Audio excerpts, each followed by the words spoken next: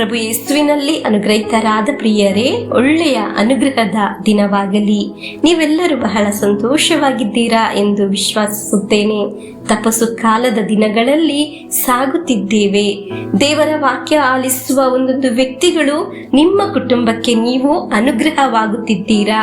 ದೇವರ ವಾಕ್ಯ ಆಲಿಸುವ ನಿಮ್ಮ ಜೀವನದಲ್ಲಿ ಬಂಧನಗಳ ಸರಪಳಿಯು ಬಿಡಿಸಲು ದೇವರು ಈ ಶುಶ್ರೂಷೆಯಿಂದ ನಿಮ್ಮನ್ನು ಅನುಗ್ರಹಿಸುತ್ತಾರೆ. ಪ್ರಿಯರೇ, ದೇವರಲ್ಲಿ ಇರುವ ಅನುಗ್ರಹ ಪಡೆಯಲು ನಿಯೋಗ ಲಭಿಸಿದ ಶುಶ್ರೂಷೆಯಾಗಿದೆ ಈ ಡೈಲಿ ಬ್ಲೆಸ್ಸಿಂಗ್ ಶುಶ್ರೂಷೆ.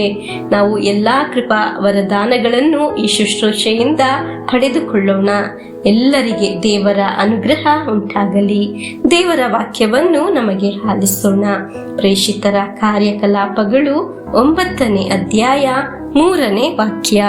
ಅವನು ಅಲ್ಲಿಂದ ಪ್ರಯಾಣ ಮಾಡುತ್ತಾ ದಮಸ್ಕಸ್ ಪಟ್ಟಣವನ್ನು ಸಮೀಪಿಸಿದನು.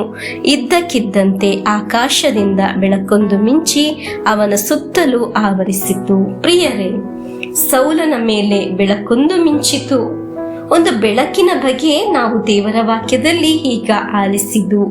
ಆ ಬೆಳಕಾಗಿದೆ ಸೌಲನನ್ನು ಪೌಲನಾಗಿ ಮಾರ್ಪಡಿಸಿದ್ದು.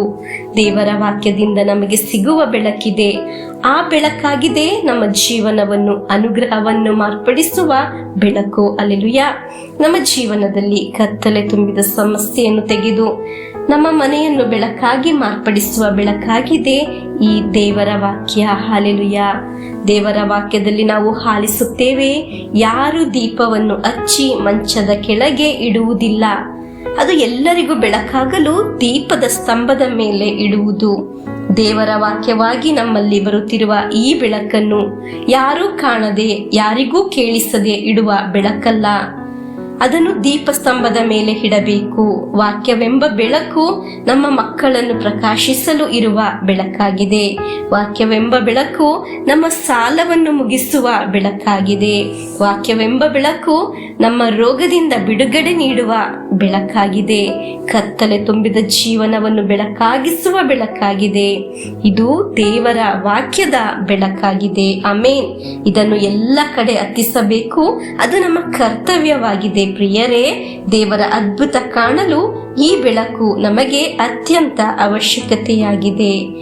ಈ ಬೆಳಕಿಲ್ಲವಾದರೆ ನಾವು ಅನೇಕ ಸ್ಥಳದಲ್ಲಿ ಬಿದ್ದು ಹೋಗುತ್ತೇವೆ. ಪ್ರಿಯರೇ, ಸೌಲನನ್ನು ಪೌಲನಾಗಿ ಮಾಡಿದ ಆ ಬೆಳಕು ನಮ್ಮನ್ನು ಮುಟ್ಟಲಿ, ನಮ್ಮನ್ನು ಪ್ರಕಾಶಿಸಲಿ ಎಂದು ಪ್ರಾರ್ಥಿಸೋಣ.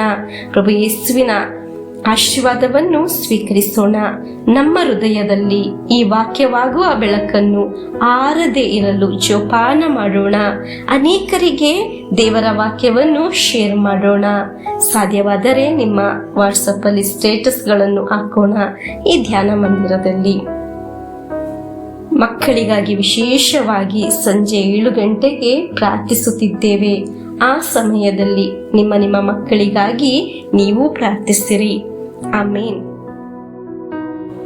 ನಮ್ಮ ಪ್ರಭು ಯೇಸು ಕ್ರಿಸ್ತರ ವರಪ್ರಸಾದವು, ದೇವರ ಪ್ರೀತಿಯು, ಪವಿತ್ರಾತ್ಮರ ಅನ್ಯೋನ್ಯತೆಯು ನಿಮ್ಮೊಡನ ಇರಲಿ. ರೋಗದಿಂದ, ಅಪಘಾತದಿಂದ, ವಂಚನೆಯಿಂದ, ನಿರಾಶೆಯಿಂದ ಸ್ವರ್ಗದ ದೇವರು ನಿಮ್ಮನ್ನು ಅದ್ಭುತವಾಗಿ ಸಂರಕ್ಷಿಸಲಿ. ದೀರ್ಘಾಯುಸ್ಸು, ಆರೋಗ್ಯ, ಸಮಾಧಾನ, ಸಂತೋಷ ಉಂಟಾಗಲಿ.